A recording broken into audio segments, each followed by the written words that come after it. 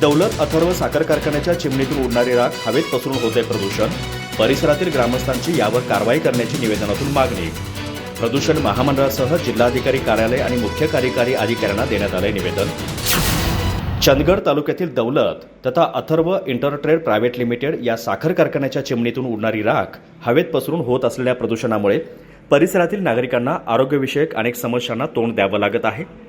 कारखान्याच्या माध्यमातून होणारे प्रदूषण तात्काळ रोखून कारवाई करावी अशी मागणी परिसरातील ग्रामस्थ महिलांनी प्रदूषण महामंडळ, उद्योग भवन कोल्हापूर, प्रदूषण मंत्रालय मुंबई, जिल्हाधिकारी तसेच मुख्य कार्यकारी अधिकारी जिल्हा परिषद कोल्हापूर यांच्याकडे निवेदनाद्वारे केली आहे.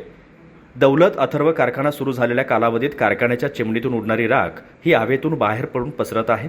ही राख पिण्याच्या पाण्यात, नागरिकांच्या डोळ्यात तसेच परिसरातील कौलारू घरांच्या कौलातून आत येत आहे.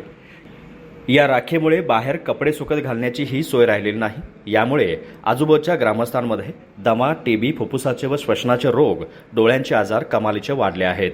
याचा शेती पिकांवरही विपरीत परिणाम होत आहे. आंबा, काजू आणि इतर फळझाडे, पालेभाज्यांवर मोठ्या प्रमाणात परिणाम होताना दिसून येत आहे.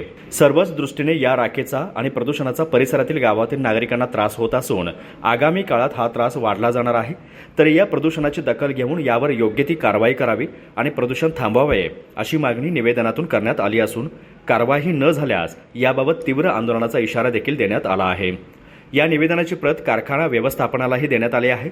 निवेदनावर पुष्पा नाईक, प्रतिमा भेंडुलकर, सुरेखा गडकरी, संगीता भोसले, लता सुतार, सरस्वती पाटील, जिजाबाई कोकितकर, सुमन शिवणगेकर आदींच्या सह्या आहेत.